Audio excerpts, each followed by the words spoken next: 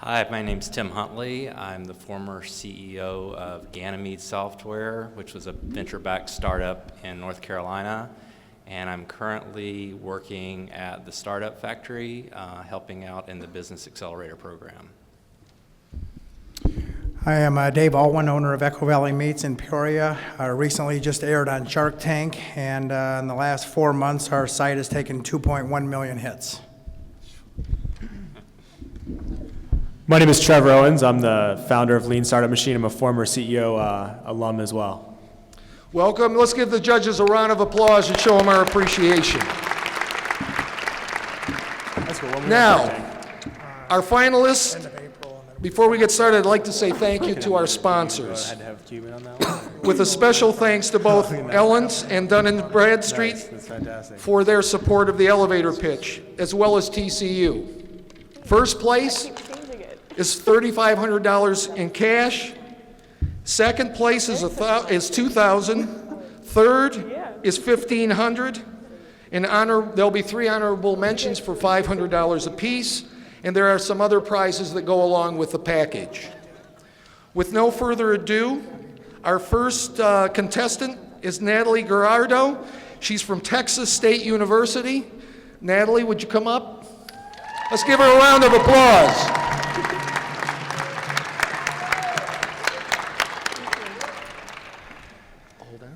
Judges, are you ready? We're getting one more. Just about, huh? Kevin, would you like to introduce yourself and just share a sentence or two? Yeah. And please speak into the mic, we're taping this. Thank you. I'm Kevin Langley. I'm an entrepreneur from New Orleans. Spent a lot of years in the Entrepreneurs Organization, former global chairman. Also serve on Global Entrepreneurship Week's advisory board. Thank you, Kevin.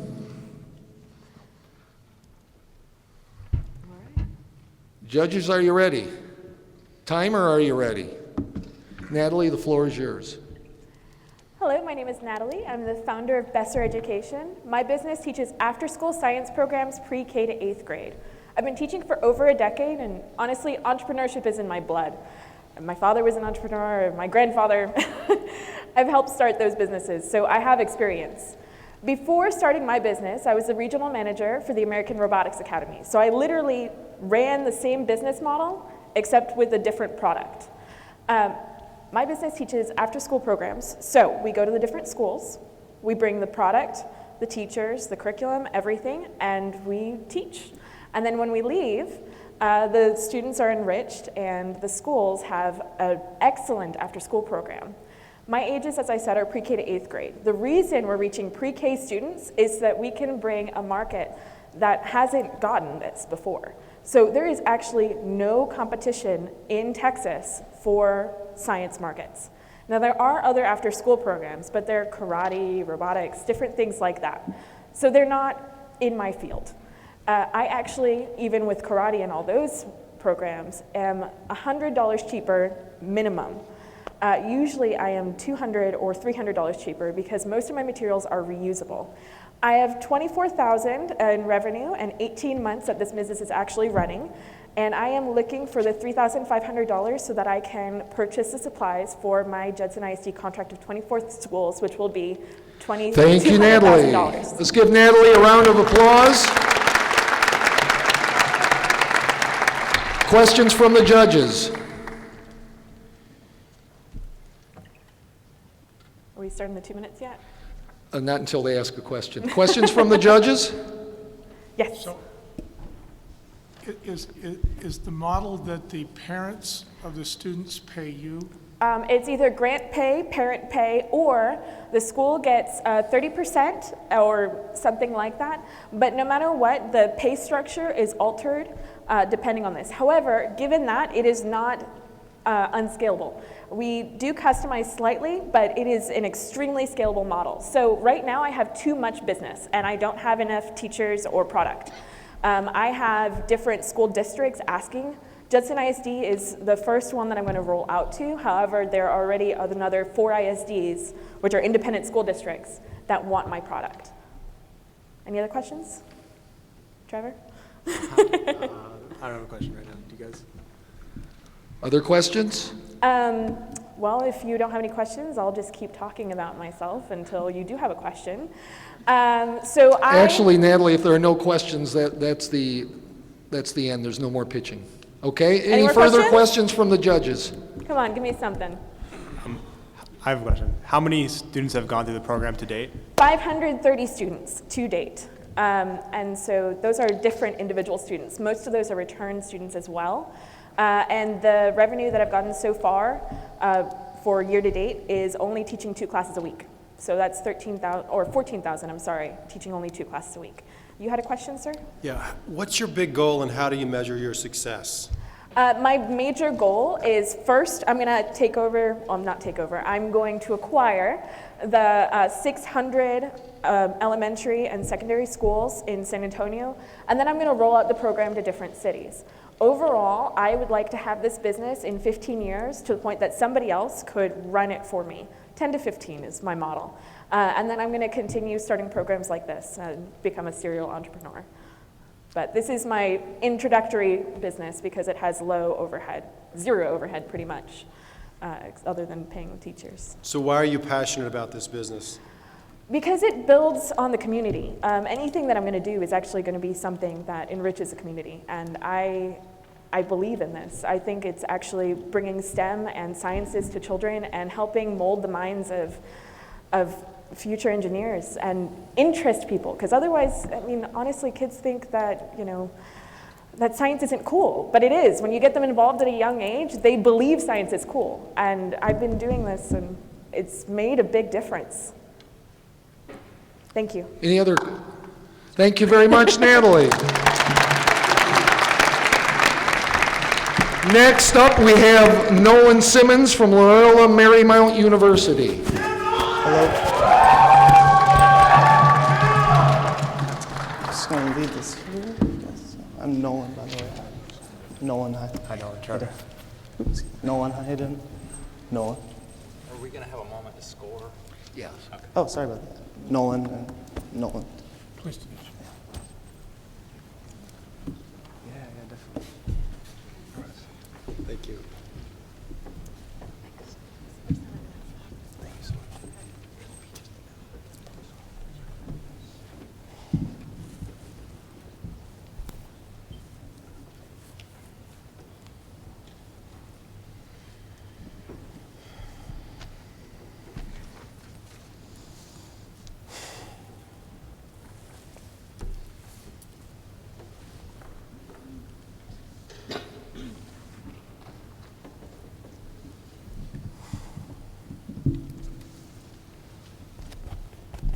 Is this working? Yes, that's right. Can't tell.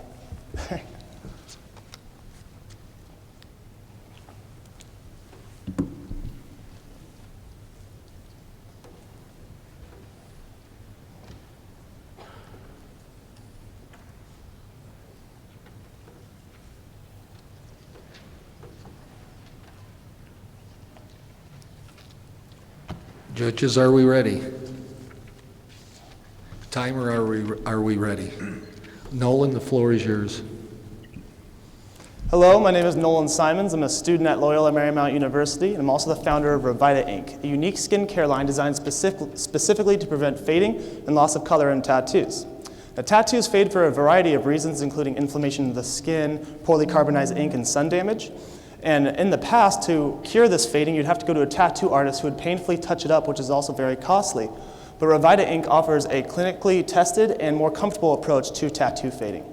47 million people in the United States have a tattoo. In fact, 23% of all women and 19% of all men have a tattoo. It creates a market opportunity of just over $1.5 billion in the US alone.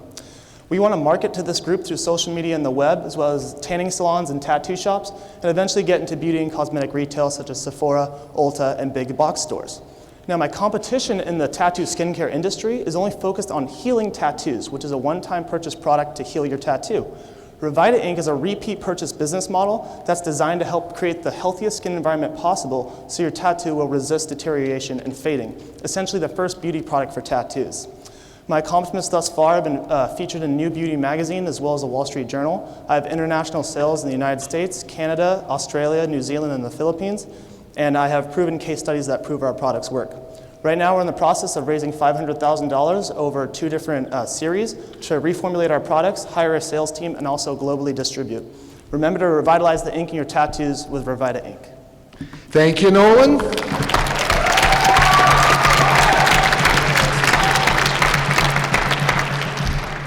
Questions from the judges? Hey, Nolan, can you elaborate a little bit about the size of the market again? I think you said $1.5 billion. Absolutely. So 23% of all women in the US have a tattoo. It's the first time in history that more women have tattoos than men, which is why a beauty product for tattoos is the optimal time to come into the market. Let's see. So the $1.5 billion market opportunity that I went, that's assuming that we can get 20% of the market. Why did I assume 20%? Because we ran a survey of over 2,000 tattooed individuals in the LA area, and 20% of them, of the information we got back, would be interested in a product that helps prevent fading and a beauty product for their tattoos. And the interesting thing is most of them were women, so that's why we're kind of gearing this towards women. How many tattoos do you have? So exactly. So I actually, how this all came about, I have 1 tattoo on my arm, that's it. I was a little rebellious last summer, went and got my first tattoo, hurt like hell, and I hated it. And then afterwards, the tattoo artist told me, hey, you know, when it fades, come back and get it touched up. And I said, hell no, I am not gonna go get that touched up again. So I thought, is there any way that I can help prevent that fading so I don't have to get it touched up? So I literally just went to my dermatologist and wanted to learn more about skincare, because I thought that'd be cool if there's a skincare line. He loved the idea. He's also a UCLA professor of dermatology. He's really well connected and a really smart guy. So we just actually, my partner got 2 tattoos on his leg to prove that our product works. The exact same tattoo on his thigh, he applied one of our products to one of them and not the other, just a standard lotion. We measured the results after 4 months and saw significant results. We're really happy just in 4 months, so imagine what it'll be 6 months, 12 months, you know, a year. So yeah, that's kind of how it all started, and now I'm here a year later. What are your current sales and how are you getting your distribution out there? Yeah, so current distribution, we're in 8 tattoo shops, 2 medical offices, a bikini shop, and our highest sales are online. Our sales are okay right now. We're around 8,000 in sales, and the reason for that is we're selling a preventative product, and we've only been around 4 months. Our website launched April 1st, so we're believing that the low sales is because people are like, well, this is a new product, we're first movers in the tattoo beauty industry. So we feel like that's a reason. Also another reason, we're focusing all of our time on getting brand ambassadors, tattoo artists, models, influencers to push our product, primarily women, on Instagram, Facebook that have large followings, which means you have to send them a lot of free product just to try it out. So do you have like trademarks or patents on your formulations or anything? Well, we have a trademark on our name, of course, but in order for intellectual property, we have to custom formulate because we do not have IP right now. It's all marketing right now and branding.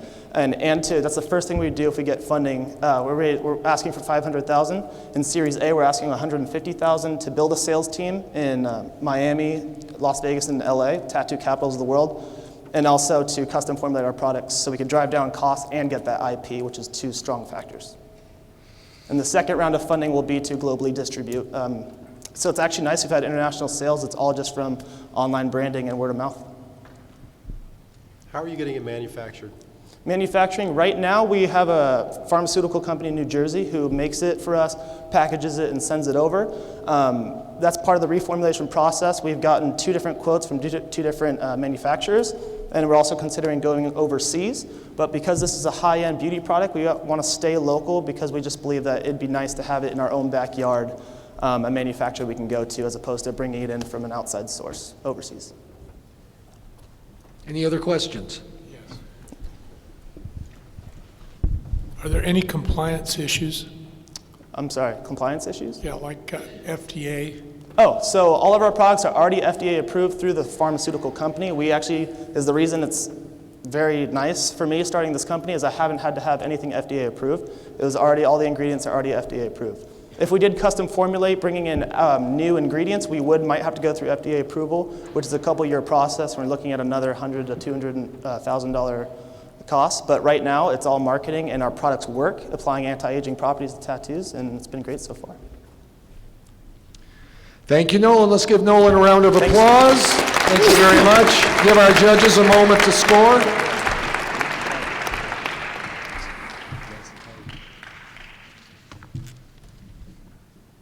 Our next contestant from Texas Christian University will be Tanner Ager. Tanner, would you take the stage? Carry for Premium Ranch. Tanner Ager, Chef Shelf. Carry that for John Bonnell in Fort Worth. Tanner Ager at the Chef Shelf. I carry this for the chef at the Ritz-Carlton in Dallas. Tanner Ager at the Chef Shelf. Carry that product for chef in Dallas. Finally, for you, sir, to check out the Riata Cookbook for Riata in Fort Worth. Tanner Ager.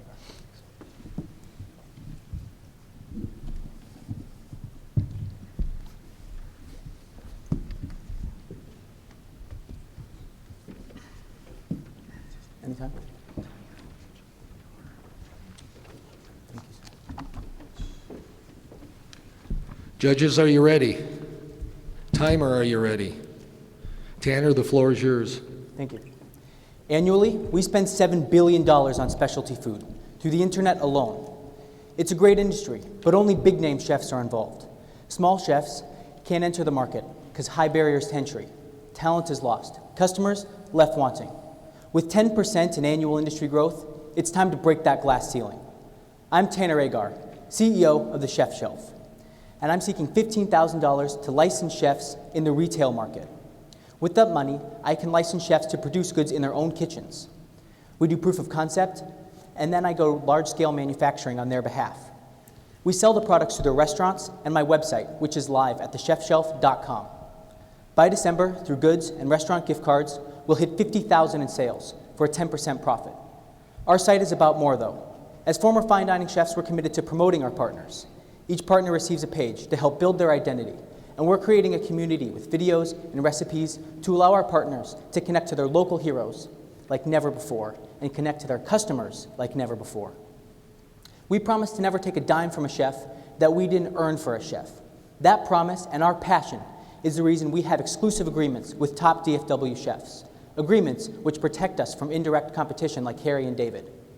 With our TCU entrepreneurship and finance backgrounds and our board specializing in e-commerce and brand development, the Chef Shelf will grow by growing others.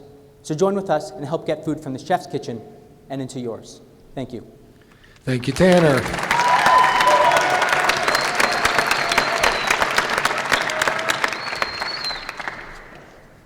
Questions from the judges? How many products do you currently have? So right now, I represent 5 different chefs, and I carry about 2 products each, and that includes gift cards and specialty foods. From that, I have 4 cookbooks, I have about 6 food products, and then I also sell gift cards for those chefs.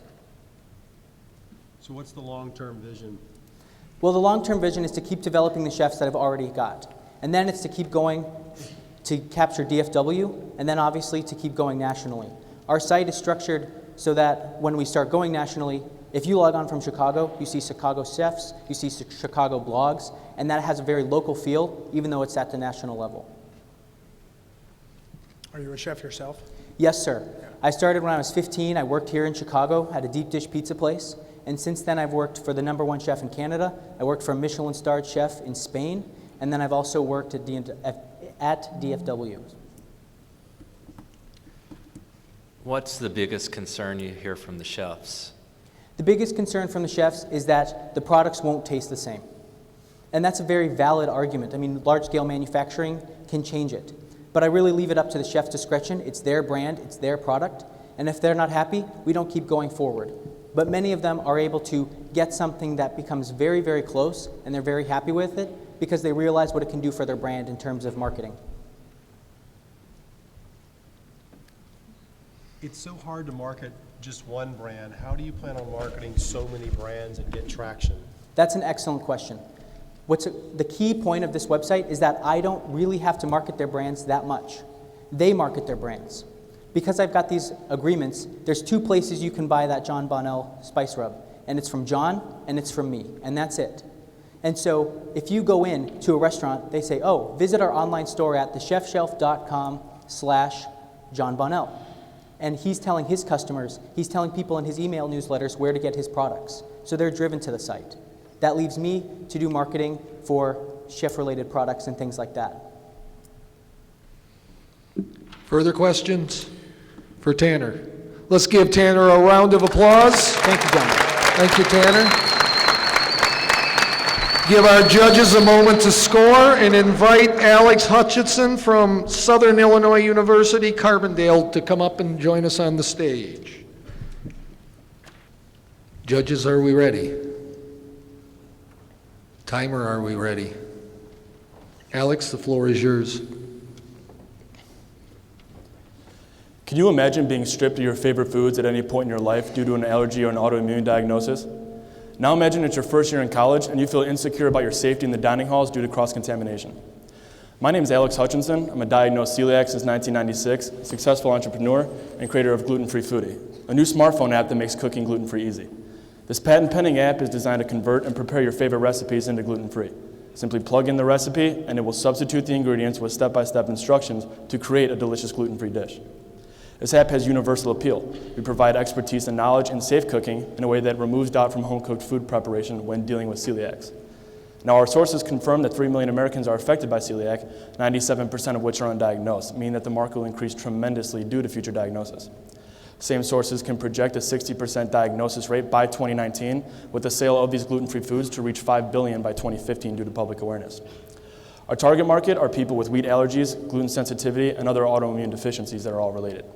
Our competitors are other online gluten-free cookbooks. However, our differential advantage is our recipe conversion capabilities that can be applied to any recipe the consumer wishes. We're going to offer this app for free on the smartphone app marketplace and generate a revenue of $120,000 a year by selling ad space and upgrade features with a profit of $90,000 a year by 2015. So far, we've contracted a leading developer, broken ground with a new software team, and now I'm here today to ask for $200,000 for a 20% return on your investment in 36 months. So as a son of one, a brother to one, and a lifelong celiac myself, I truly believe in the market. Thank you, Alex. Round of applause for Alex. Questions from the judges? How are you going to access the celiacs? How am I going to access it to the celiacs? How are you going to let them know that this app exists? Oh, well, we are going to do many promotional events, starting with absolute to social media, since it is an app for the smartphone marketplace. We're going to have different social media set up sites, as well as personal promotion and personal selling to wholesalers and things like that. When we do advertise or when we do promote to these different suppliers of ingredients or gluten-free products that are already existing, we're going to let them market through us. What's your development costs for the software and the app? Well, the development costs right now, this is all mostly projections for this is not up and running yet, but we're going to take a projected $80,000 that will go towards the startup of the actual app, including design, and then the other remaining part of the investment will have to go towards the development of the actual food conversions, the recipe conversions. For this is a food science. We're going to have to deal with food scientists as well as professional chefs to make sure that all these recipes can be successfully converted.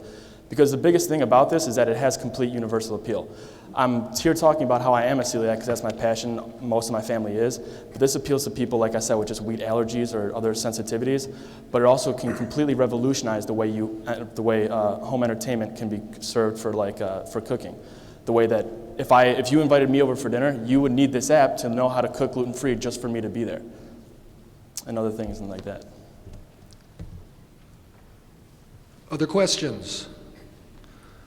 All right, thank you. Let's give Alex a round of applause. Thank you, Alex. Give our judges a moment to score and invite Tracy Hindman from Texas State University to the stage for the next pitch. Woo! Go Tracy!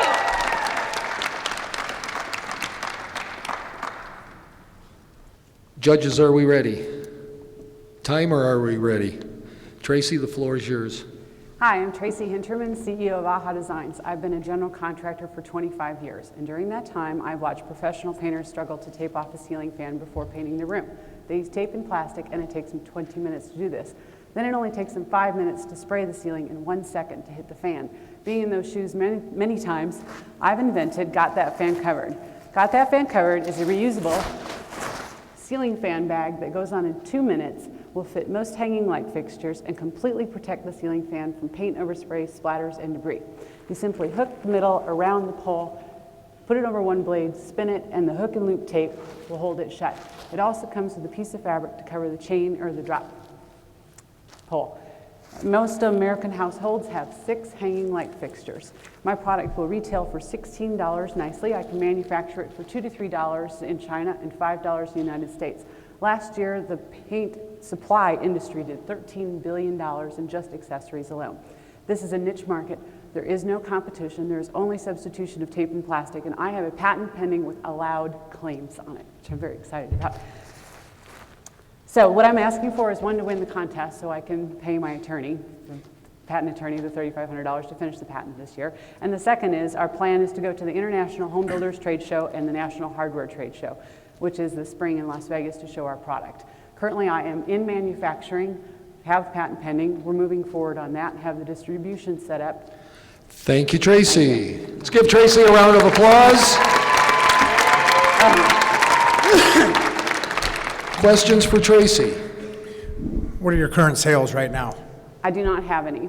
I have given this to some professional painters for their feedback, which has been great, but my patent attorney advised for me to go ahead and finish this or get it very close prior. And I only have 2 objections on my patent, which we're addressing immediately. And how do you anticipate distribution of it? I have a manufacturer in Washington and one in Arizona, and we've set up we've decided to use their distribution facilities through them. The freight on it is going to run about $700 a pallet, or 27 cents per unit. But do you see that in box stores or like in Sherwin-Williams, or how are you going to get it to the painters themselves? 60% of the sales of the industry has been through professional painters, so that is my target market, and then the rest will go through Lowe's and Home Depot, Menards, and the other large stores.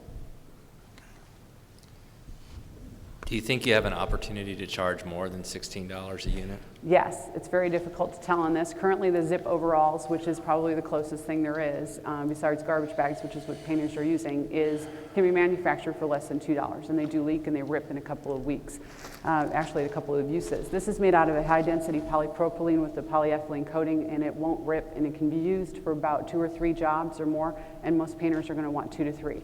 They can put it on, they can move to room, take it down, and they're going to save over 5 hours a week just hanging versus this, or for over $400 in plastic per month. So it's $500 in labor at 2 houses a week, or $400 in plastic. So yes, I would love to market it a little higher. Other questions from the judges? Let's give Tracy a round of applause. Thank you, Tracy. Give our judges a moment to score. Our final contestant will be Quincy Freeman from Cal Poly St. Louis Obispo.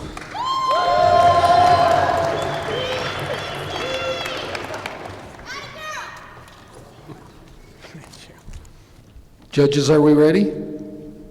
Timer, are we ready? Quincy, the floor is yours. I'm Quincy Freeman, the rodeo cowgirl competitor that was never satisfied by anything I could find on the shelf. So I customized and I wore my own creations. At a rodeo, I caught the eye of Hyatt International, who's one of the leading producers in English and Western footwear in the world. They came to me and offered me the opportunity to design my own line of Western boots and apparel. The Quincy Collections by Hyatt was born. I'm 22. The average age of a designer in the industry is 53, and they're designing something that my generation is supposed to like. I'm going to start my own company of high-end boots. The footwear market in the US is $48 billion. $15 billion of that goes to women's fashion. I can produce a high-end boot for $125, wholesale it around $325, and net $200. I need $500,000 to put my team together. And all I need to do is sell 2,500 pairs to gain that $500,000 in revenue. And I know I can do this. Hyatt produced 4,000 pairs of my first limited edition designs, and they sold out within weeks at Western boot retailers alone, and they made over $1 million. I'm taking high-quality, affordable boots into an untapped market outside of Western. We're beyond proof of concept. My designs have been shipped worldwide, and they'll be on international television for 10 days at the world's largest rodeo this December. My collegiate career is nearing an end. Those designs for Hyatt took me 1 week out of each year. Imagine what my company could do in 52 weeks working 24/7. Thank you, Quincy.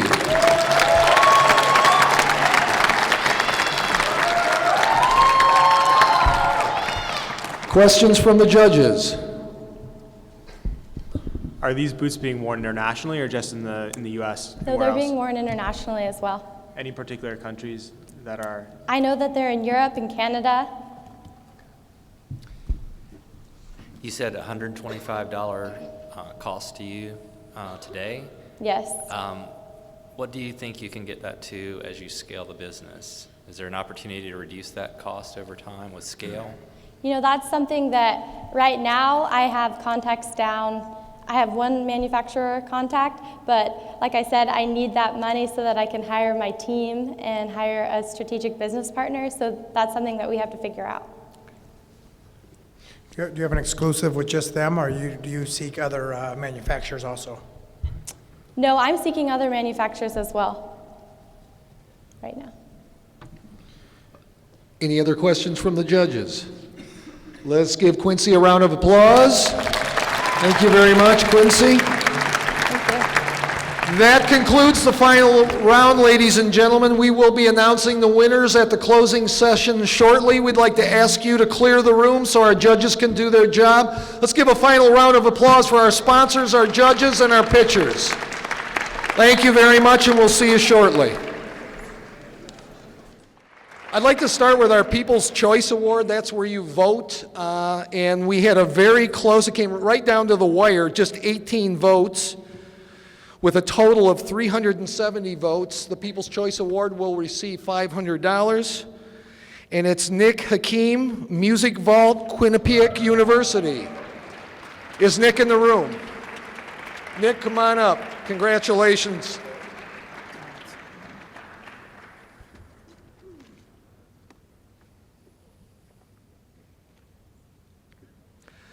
Our runners-up, first runners-up, and these are all runners-up are equal, so I'm just sequencing these. First is from Texas State University, Tracy Hindman. Tracy, are you here? Congratulations. $500 prize. Please come up and join us on the stage. Congratulations. Another one of our runners-up from Southern Illinois University, Carbondale, Alex Hutchinson. Alex, could you join us on the stage? And our last runners-up is from Texas State University, Natalie Gerardo. Natalie, could you join us on the stage? Congratulations.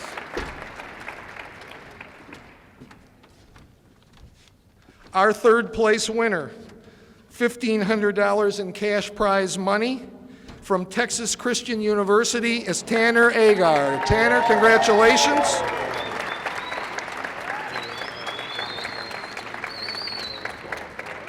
All right, how about another drum roll? Come on, louder. Our second place winner from Loyola Marymount, Nolan Simmons. Nolan, would you come and join us? Nolan will receive $2,000 in cash prize. And our first place winner from Cal Poly San Luis Obispo, Quincy Freeman, winner of $3,500 cash. Congratulations to Quincy. And let's give a round of applause to all of our pitchers. Everybody is a winner.